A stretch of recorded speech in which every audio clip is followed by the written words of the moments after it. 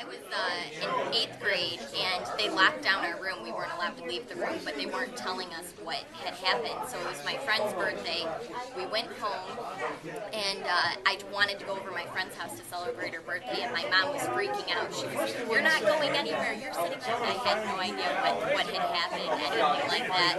And then when I found out, watching the news and watching the planes crash, it seemed almost like a movie. Like it wasn't, really happening, and I think the biggest change, I didn't really notice then, but I figured it out further on in my future because my husband ended up joining the military because of 9/11, and then my life really got drastically changed by that. He was overseas, and now I really know what it means to be a proud American.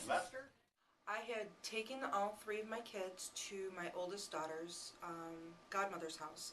It was about 10 a.m. and she had the news on and she told me, and we sat there in awe, disbelief.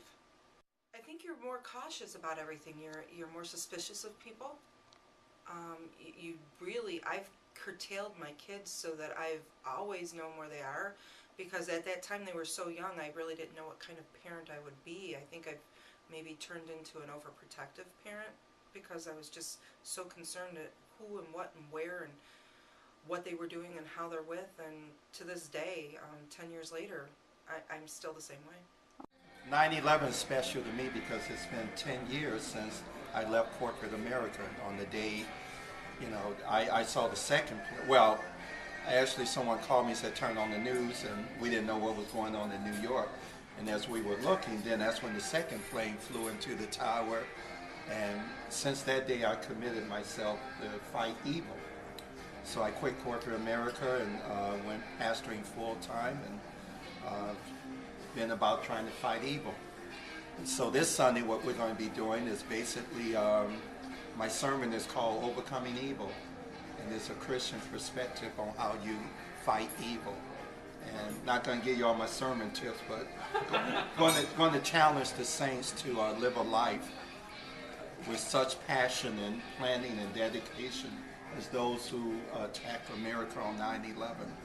And even though they were wrong, brutally wrong, they executed a plan to attack America, and that we could attack evil and go into the devil's camp like they came into America. We would have a stronger America and a far greater church presence. I was in my girls' room. They were like 2 years old, and I was actually scraping wallpaper, and I didn't hear it on the news, if I remember correctly. I believe my husband called and told me about it, and then I watched it on the news and saw the whole replay of it, and it was pretty scary. And how did this change your life, Tammy? Actually, for a while there, it gave me a lot of fear. I was like constantly afraid of dying, and just the fear of all the attacks. They kept having all the big threats, and it really bothered me. And what did you do about that? Tried to deal with it the best I could. Your fear? But it took a while. And it brought you to us, didn't it? Yes, it did. Okay. 9/11, I was at school, and I remember I was walking around between classes when I walked into our dorm room and the first plane hit the towers. And at that point thought it was an accident, somebody had crashed. And I stopped for a few minutes to look at it and watch and kind of just hang my head, and then went and got ready for my next class, and when I came out the second time, the second plane had hit. And that's when we knew it was more than just an accident. How's it changed you? I think for me, it's made me more appreciative of what I have. Everything can change in an instant. And that no place is safe, but we can still have joy in that. We can still rejoice in the fact that God is watching out for us. Nothing on this earth is going to keep us safe.